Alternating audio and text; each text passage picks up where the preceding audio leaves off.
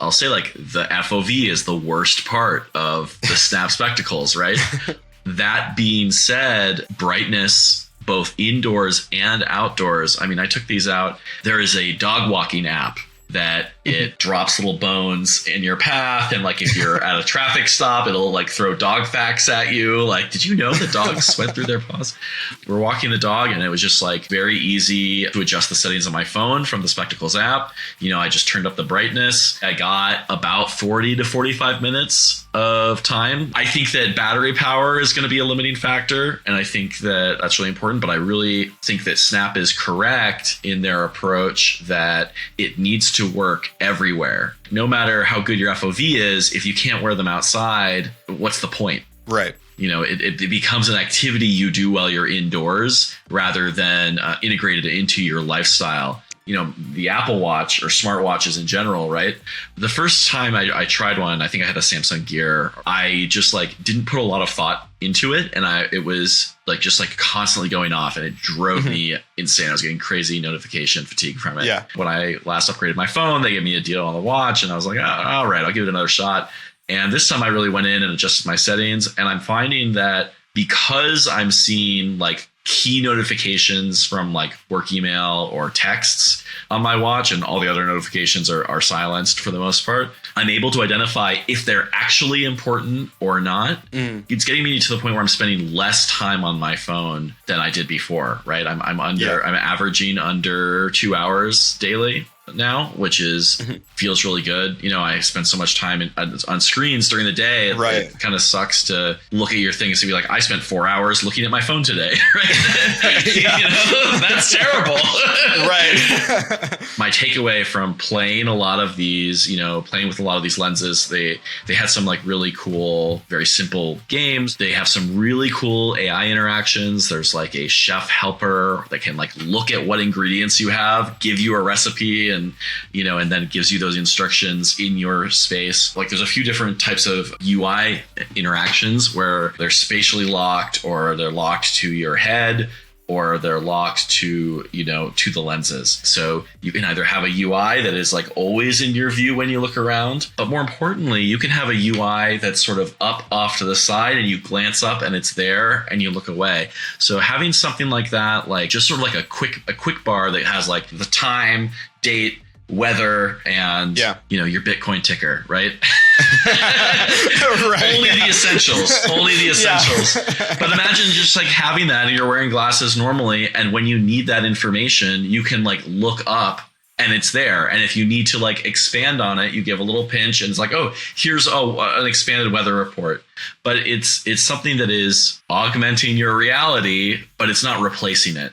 It's interesting because the recent Apple announcement event, like I think they announced like a big part of their like UI design updates where it's like everything's kind of like semi-transparent. You can see through the things you need, right? Everyone's kind of thinking this is them gearing up for an augmented reality, extended reality sort of play. You know, with Snap, they started with the Snap glasses, which is like capture the world around you and share it to the world on Snapchat. Now it's like, okay, now you're interacting with the world around you and getting these data feeds overlaid however it makes sense, right? And all of the stuff we've seen from Meta and, you know, other players in this space also kind of reinforce this, right? Like the shift to AR and extended reality is where a lot of these companies are kind of focusing, it seems like. Maybe the reason why AI is taking such a big focus for a lot of these companies is to integrate those AI tools into these augmented reality systems to get even more value out of these overlays, perhaps, right? Yeah. And you know, the Apple liquid glass thing, I've been watching the war, the naysayers and the yay-sayers on LinkedIn. And it just seems to me, and this is something that I think about a lot because we do a lot of cross-platform and not just it's not like Xbox and PlayStation, which are like fundamentally both consoles. It's VR and mobile devices, which are so fundamentally different. And so I look at that and I'm like, whether or not you think it looks good or if it, like, I'm not a UI designer, so maybe this is way off base. But it's like, and I get Apple likes everything to be the same throughout their ecosystem, but they're two different platforms, right? And if there are challenges on mobile that cause liquid glass to like not feel good as UI because it's causing like too much visual noise, why did you release it on a platform that it doesn't make sense for? Because it makes total sense for VR or AR, right? And it makes total sense for their Vision Pro. That's the sort of environments that it's designed for. And I don't think that people are wrong when they say like liquid glass, like they're going to make an AR play, like, you know, they're going after that. Like, okay, like sure, but why did you just throw it on a device that didn't need this change? And again, like maybe like I'm not a UI designer, maybe I'm crazy for thinking that, but we'll see. I think it looks cool. But it is, yeah.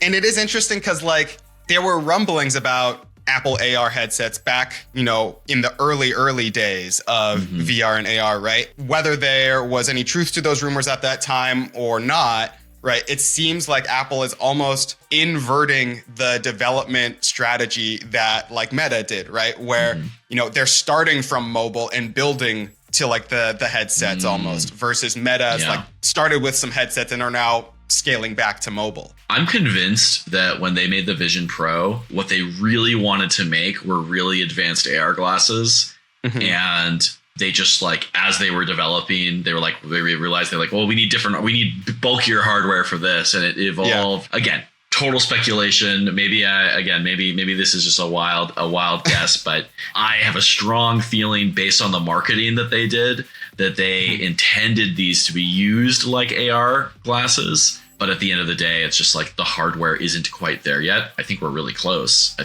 mean, the Spectacles, as bulky and unattractive as the form factor is on them, it's a prototype. It's a developer kit, right? And I can tell that it is close to where it needs to be. I mean, just look at where like the Oculus One dev kit was to where the Quests and Rift headsets are now, right? It's like night and day difference almost. Not all of it is, you're right. But this will be an interesting kind of timestamp moment to look back on, you know, at the end of this season and see how much further did Apple make it towards the AR play, or like, is this liquid glass painful user experience or a delightful user experience for new iOS users? Who knows?